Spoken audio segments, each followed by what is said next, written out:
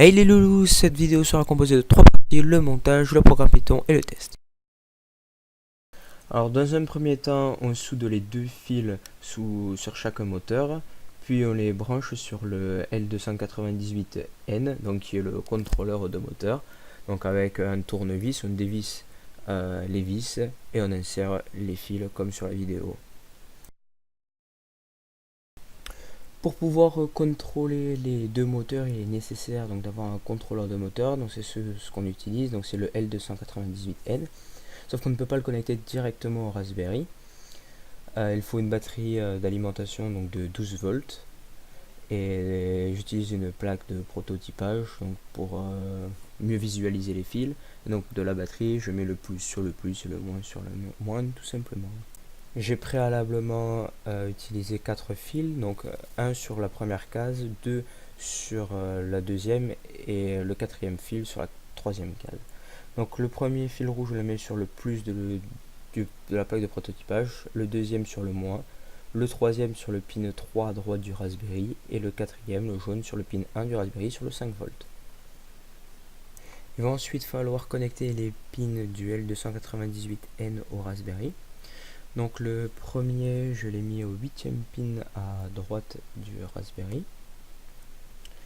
Le deuxième, on va le connecter au 9e pin à droite du Raspberry, donc juste en dessous de celui qu'on vient de mettre. Et le troisième, on va le mettre au 11e pin du Raspberry, donc c'est-à-dire 2 pins en dessous de celui qu'on vient de mettre à l'instant. Et pour le quatrième, on va le mettre au 16e pin du Raspberry, donc toujours à droite, donc c'est-à-dire 5 de moins.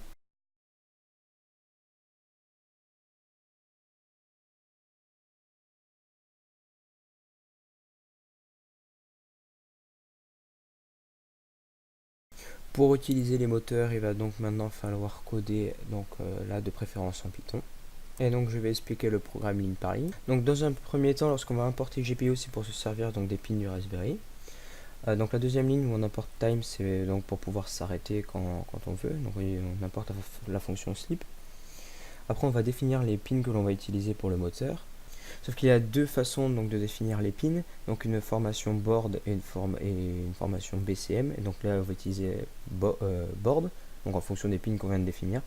Je mettrai les correspondances donc, dans la description de la vidéo. Ensuite on va initialiser les moteurs. Puis on va le bloc d'après donc va servir à le faire avancer. Et donc en changeant les paramètres high et low, on va le faire avancer, reculer, aller à droite ou à gauche. Et donc dans le deuxième bloc, on va le faire reculer justement, donc juste en inversant les low et les high. Et enfin la fonction cleanup qui va permettre d'arrêter les moteurs.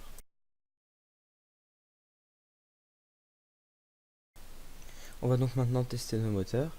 Donc dans un premier temps, ils vont avancer, puis ils vont donc reculer, et maintenant ils vont s'arrêter avec donc la fonction cleanup.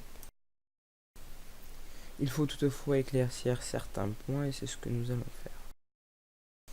Déjà par rapport à la notation, donc que ce soit BCM et board, donc ce qui change, c'est que la numérotation board sont les numéros qui s'affichent entre les ronds au milieu de la barre grise, tandis que la numérotation BCM, ça va être les numéros qui sont inscrits à côté de GPIO, et donc c'est ce qui va différer dans notre programme Python.